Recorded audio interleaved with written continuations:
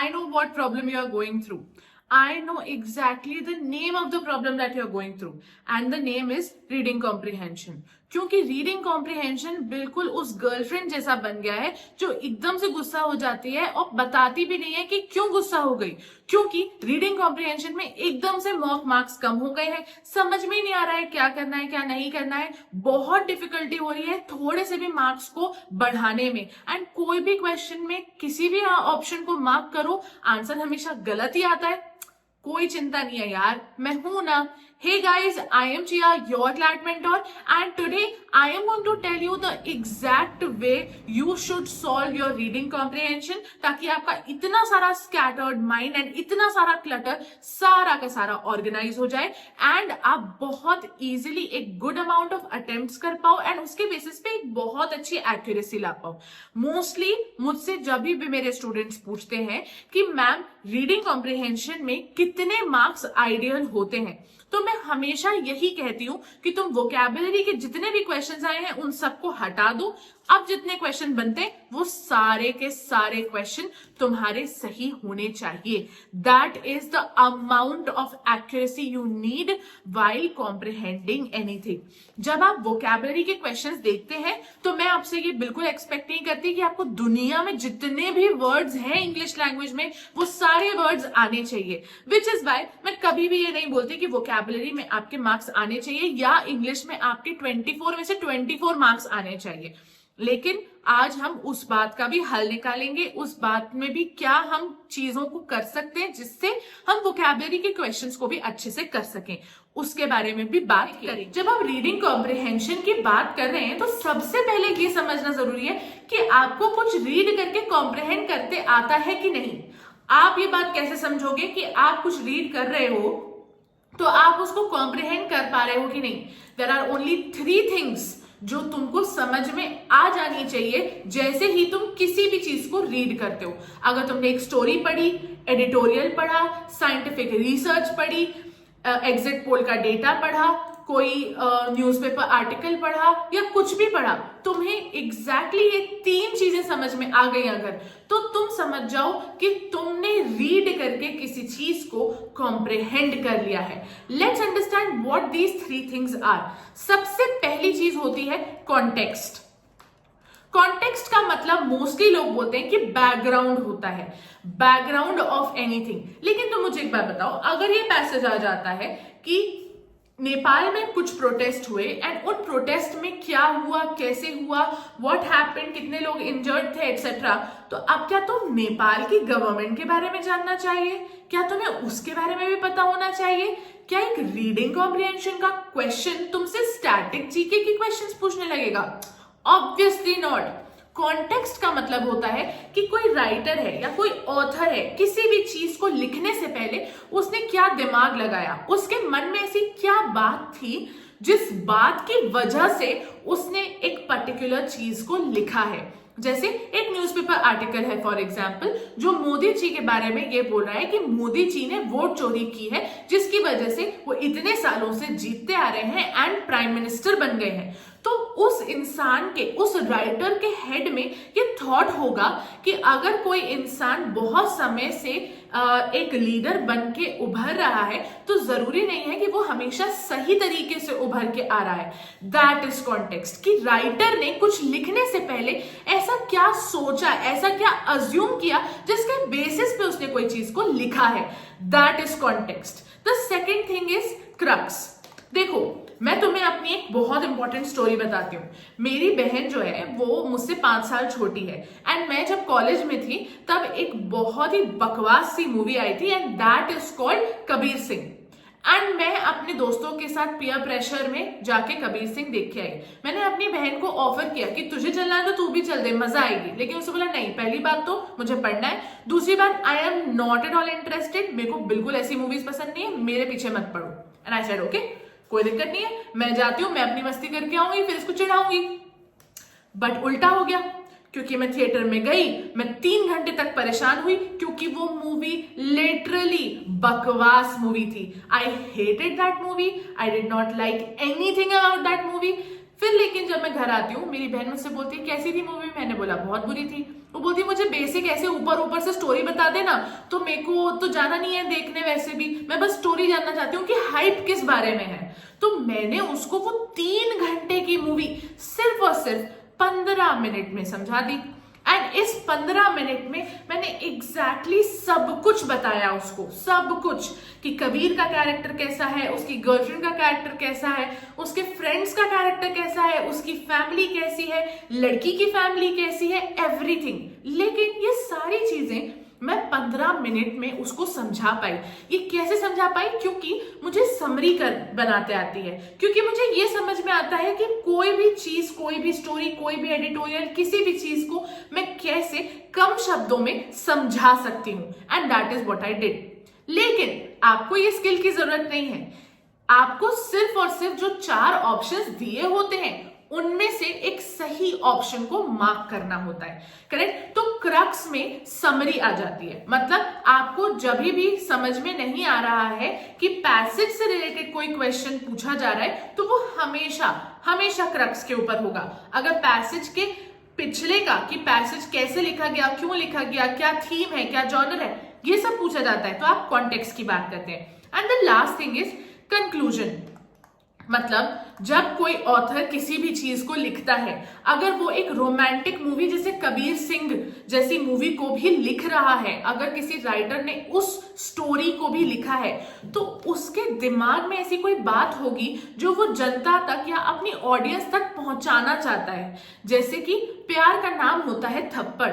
अगर आप एक दूसरे को थप्पड़ नहीं लगा सकते, मतलब आप एक दूसरे से प्यार नहीं करते। मे भी ये हो सकता है उनका conclusion.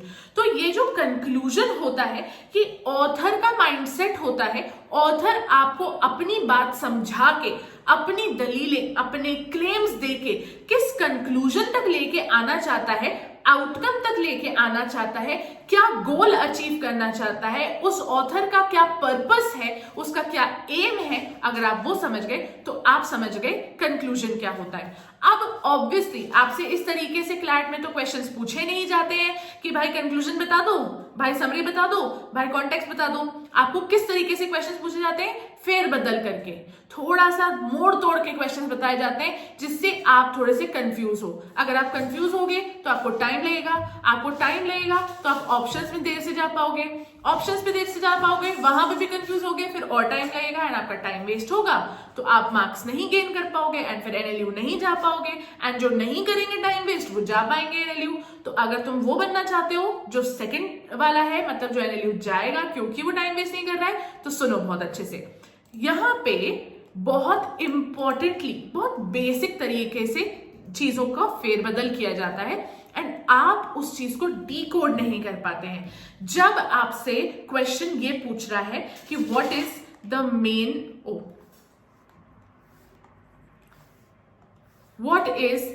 Main purpose of the passage, आप पर्पस के सारे सिनोनिम्स निकाल लो, सारे के सारे। मैं 2 सिनोनिम्स आपको दे देती हूं, एम, गोल, ठीक है। तो ये 2 सिनोनिम्स हैं। अगर आपसे पूछा जाता है what is the main purpose, main M या मेन गोल, तो आप समझ जाओ आपको कंक्लूजन ढूंढना है। मेन की जगह हो सकता है कभी कभी सेंट्रल पूछ लिया जाए, central purpose, central aim, central goal पूछा जा सकता है। अब जो सेकेंड चीज है कॉन्टेक्स्ट, इसके बेसिस पे क्या क्वेश्चन पूछे जाते हैं? मेन थीम क्या है पैसेज की, करेक्ट, क्योंकि थीम तो उसी के ऊपर बेस्ड होगी। जब आप पहले सोचते हो किसी बारे में, कोई आपने कहानी के बारे में सोचा कि तेरा 2 किरदार, एक रोमियो है, एक जूलियट है, वो लोग पागल हैं एक दूसरे के प्यार में, तो आपने ये थीम सोची ना कि मैं रोमांस पे लिख रहा हूं, मेरी थीम जो होगी वो रोमांस पे होगी, कि मेरी थीम एकदम आशिक वाली थीम होगी। तो वो जो थीम है वो हमेशा कॉन्टेक्स्ट बेस्ड होती है। टाइटल के क्वेश्चंस हमेशा अगर आप कॉन्टेक्स्ट के बेसिस पे करेंगे तो आपके सही जाएंगे। And the last is genre. कभी कभी बहुत once in a blue moon question आता है कि what is the genre of the, मतलब जो पैराग्राफ है उसका जॉनर पूछा जाता है, ठीक है। The next thing is crux. अब क्रक्स में 2 तरीके के क्वेश्चन पूछे जाते हैं, दोनों के अलग अलग तरीके का थॉट प्रोसेस होता है एंड वो थॉट प्रोसेस भी मैं आपको अभी बहुत अच्छे से समझाती हूँ। फर्स्ट इज मेन या सेंट्रल, मेन की जगह हमेशा सेंट्रल पूछा जा सकता है। तो मेन आइडिया एंड दूसरा है मेन या सेंट्रल पॉइंट। ठीक है, ये दो बहुत डिफरेंट चीजें हैं, इन दोनों को मिक्स बिल्कुल मत करना। अगर तुमने इन दोनों को मिक्स किया तो तुम एकदम गड्ढे में गिर जाओगे एंड 100% गलत आंसर मार्क करके आओगे।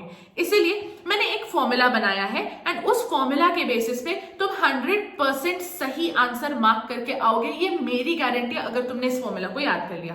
देखो, जब भी तुम एक पैसेज पढ़ते हो तो तुम्हें समझ में आता होगा कि वो पूरा पैसेज जो बोल रहा है, वो पूरा पैसेज की जो समरी है उसमें तुम्हें दिखते होंगे बहुत सारे फ्रैगमेंट्स। जरूरी नहीं है कि पूरा पैसेज एक ही सुत में बात कर रहा है या एक ही किसी चीज के विरुद्ध में बात कर रहा है। हो सकता है कि वो एक बैलेंस्ड पैसेज हो जो प्रोज एंड कॉन्स बता रहा है। तो इस तरीके से बहुत ज्यादा डिवीजन होता है पैसेज में आइडियाज का, पॉइंट्स का। वैसे ही जब एक समरी बनानी होती है, जब एक पैसेज बनाना होता है, तो समरी को हम क्या बोलते हैं? जब पूरे पैसेज की सारी चीजें इंपॉर्टेंट होती हैं और उस पूरे पैसेज की पूरी समरी होती है, तो उसको हम मेन आइडिया बोलते हैं। आइडिया क्योंकि एक वेग टर्म है, इसलिए आपको पूरे पैसेज की समरी को हमेशा मार्क करना है जब आपसे पूछा जाए कि मेन आइडिया क्या है। करेक्ट? लेकिन ये जो पूरा पैसेज होता है, ये बनता किन चीजों से? ये दो चीजों से बनता है। पहला है जो मेन पॉइंट है ऑथर का, जो जिस बारे में, जो मेन कैरेक्टर है आपका, उसके बारे में बात करना है।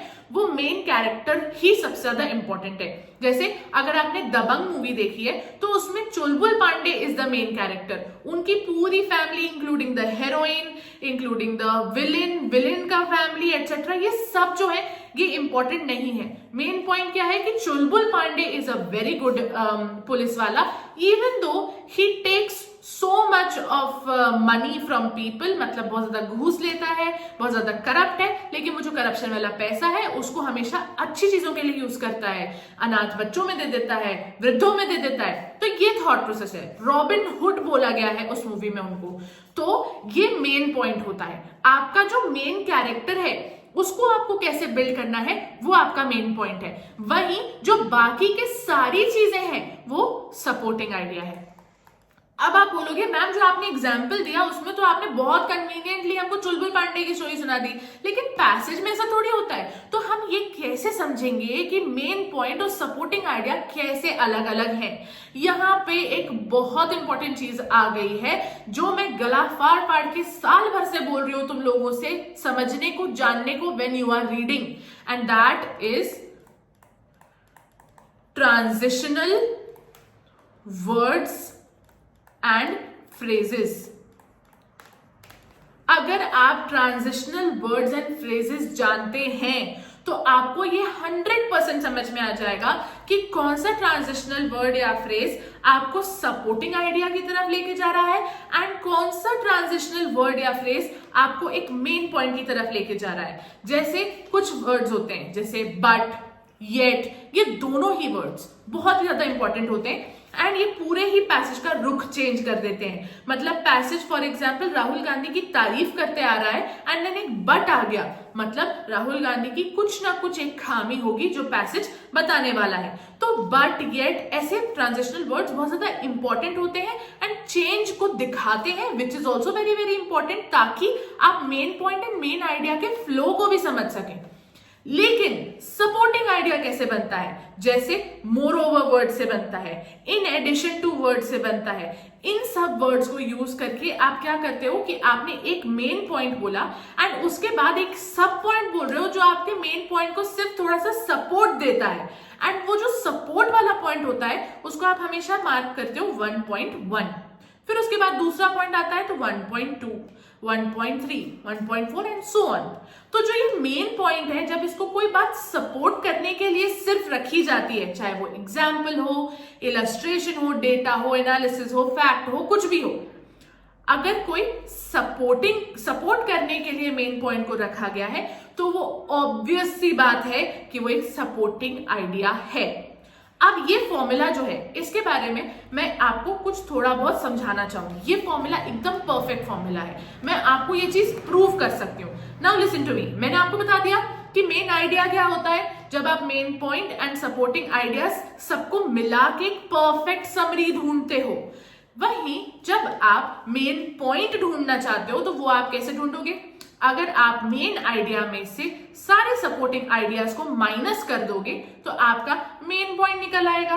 Perfect formula, proved. अगर आप मेन आइडिया में से मेन पॉइंट को हटा दोगे तो आपके सारे सपोर्टिंग आइडियाज आपके पास आ जाएंगे, सामने आ जाएंगे।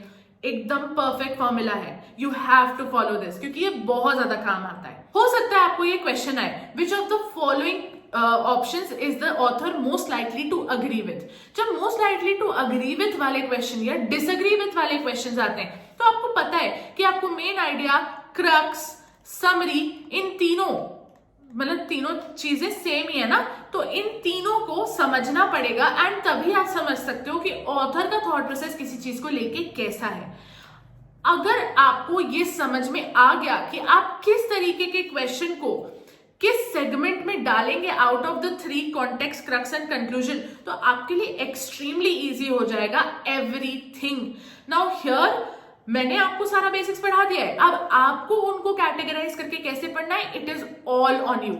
अब आगे बढ़ते हुए मैं आपको ये बताना चाहूंगी, सिर्फ यही क्वेश्चंस नहीं आते हैं। अब जैसे ये जो क्वेश्चंस हैं, इन तीनों के बेसिस पे जो क्वेश्चंस आते हैं वो सारे के सारे क्वेश्चंस नहीं होते हैं, कम क्वेश्चंस होते हैं। गुड प्रोबेबिलिटी होती है कि मैक्सिमम क्वेश्चंस इन तीनों के बेसिस पे ही होंगे, लेकिन there is also one more thing and that is vocabulary based question, जो बहुत ज्यादा इंपॉर्टेंट होते हैं, जिनके बारे में हमने स्टार्टिंग में भी बात की थी। अब अगर आप देखोगे 24 क्वेश्चंस में से there is a high probability कि 6 या 4 क्वेश्चंस वोकैबुलरी के हों। This is a high probability thing. लेकिन ऐसा हो सकता है कि 10 क्वेश्चंस भी वोकैबुलरी के आ सकते हैं। अब वोकैबुलरी बेस्ड क्वेश्चंस आते कौन से हैं, ये सबसे इंपॉर्टेंट बात है। वोकैबुलरी बेस्ड क्वेश्चंस में सबसे पहली तरीका होता है टोन्स का। देखो, पैसेज पढ़ के आपको ये समझ में आता है कि टोन्स क्या हैं या ऑथर की टोन क्या है, लेकिन क्या आपको एक एक टोन का वर्ड एग्जैक्टली मालूम है कि उसका मीनिंग क्या है? क्या आप ये जानते हो कि instruction and giving information are 2 different things? Information देना मतलब जैसे मैं आपको एक न्यूज एंकर की तरह इंफॉर्मेशन दूं कि दिल्ली के रेड फोर्ट वाले ब्लास्ट में क्या क्या हुआ, that is information, that is I am giving you knowledge. लेकिन इंस्ट्रक्शन वो होता है कि अगर मैं इस वीडियो के थंबनेल को बनवाने के लिए किसी से बोल रही हूं कि इस वीडियो के थंबनेल में लेफ्ट साइड में ये लिखा होना चाहिए, राइट साइड में मेरी फोटो होनी चाहिए, this is instruction. This is not for information but for someone to follow the lead, correct? Therefore tones जो होते हैं उसमें हर एक वर्ड में एक बहुत थिन लाइन होती है एंड जिसको आपके लिए पढ़ना बहुत जरूरी है। एंड उसके साथ ही में जो सेकेंड कॉम्पोनेंट होता है फिगर्स ऑफ स्पीच, या आप इनको बोल सकते हैं लिटरेरी डिवाइसेस या पोएटिक डिवाइसेस, मैं इनको भी कवर करने वाली हूं। प्लस मैं आपकी बहुत सारी प्रैक्टिसेस भी कराने वाली हूं। इसके अलावा जो थर्ड कंपोनेंट ऑफ वोकैब आता है वो मोस्टली सिनोनिम्स एंड एंटोनिम्स होते हैं, जिसका कंट्रोल किसी के भी पास नहीं है। मैं आपको बहुत सारे सिनोनिम्स एंड एंटोनिम्स नहीं पढ़ा सकती हूँ, मैं आपको 100 ऑफ वर्ड्स की लिस्ट दे सकती हूँ and that's all I can do. But आप अपने आप के लिए सिनोनिम्स एंड एंटोनिम्स वाली प्रॉब्लम को सॉल्व कर सकते हैं। जब आपको सिनोनिम्स एंड एंटोनिम्स वाला क्वेश्चन आता है तो ध्यान रखिए वो किस तरीके से आता है। आपके पैसेज में एक वर्ड होता है, उस वर्ड को हाईलाइट किया जाता है या क्वेश्चन में डायरेक्ट पूछा जाता है और बोला जाता है कि इस पर्टिकुलर वर्ड का सिनोनिम बताओ। तो उस पर्टिकुलर वर्ड का अगर आपको सिनोनिम निकालना है तो आपको इस चीज की हमेशा तैयारी करनी पड़ेगी। आप वो तैयारी कैसे करोगे? जब भी आप न्यूज़पेपर रीड करते हो या आप मेरे बोलने पे एऑन एसेज रीड करते हो तो आप क्या करोगे कि आप इन दोनों में से निकाले हुए कोई भी डिफिकल्ट या अननोन वर्ड्स को एक डायरी में नोट डाउन करोगे। एंड उन डिफिकल्ट या अननोन वर्ड्स के आप कभी भी मीनिंग नहीं ढूंढोगे, आप उनके 5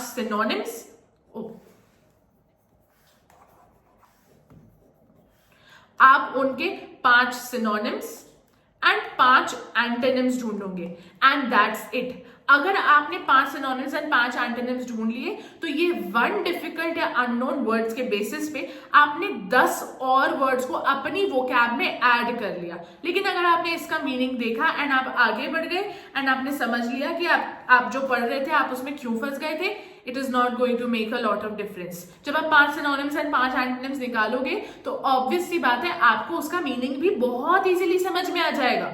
तो इसलिए इस चीज को करके जरूर देखना। द लास्ट एक मेंटोर की तरह मैं सिर्फ और सिर्फ आपको ये ट्रिक के बारे में बता रही हूं। यूज करना या ना यूज करना अब आपके ऊपर है, क्योंकि we are very close to the exam. तो ये जो ट्रिक है ये बहुत इंपॉर्टेंट है एंड मैं अपने स्टूडेंट्स को हमेशा बोलती हूँ कि इसी ट्रिक को फॉलो करना चाहिए, चाहे आप आरसी सॉल्व कर रहे हो या सीआर सॉल्व कर रहे हो।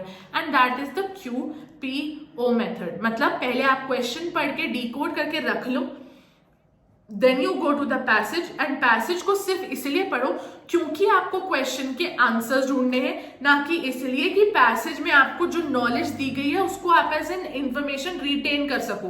वो चीज मत करो। आप सिर्फ क्वेश्चन को आंसर करने के बेसिस पे या सिर्फ क्वेश्चन को आंसर करने के पर्पस से पैसेज को पढ़ो। अगर आप पैसेज को इस तरीके से पढ़ रहे हो कि कोई भी डेटा दिया है उसको मार्क करते चल रहे हैं कि this is important, this is important, this is important, क्योंकि मुझे ये सब याद रखना पड़ेगा क्योंकि क्वेश्चन में पता नहीं क्या क्वेश्चन पूछ लिया जाए, तो वो बहुत गलत स्ट्रैटेजी होती है क्योंकि उसमें बहुत टाइम वेस्ट होता है। And the last thing is options. Options में कोशिश करो कि आप एलिमिनेशन को फॉलो करें। एलिमिनेशन आपको मैक्सिमम एक्यूरेसी प्रोवाइड करता है। जो लोग PQO करते हैं उनकी एक बहुत इंपॉर्टेंट और बहुत ही बेसिक प्रॉब्लम होती है कि वो पैसेज पढ़ लेते हैं, फिर वो क्वेश्चन पे आते हैं, 1-2 क्वेश्चन सही बन जाते हैं एंड थर्ड क्वेश्चन पे वो पैसेज ही भूल जाते हैं।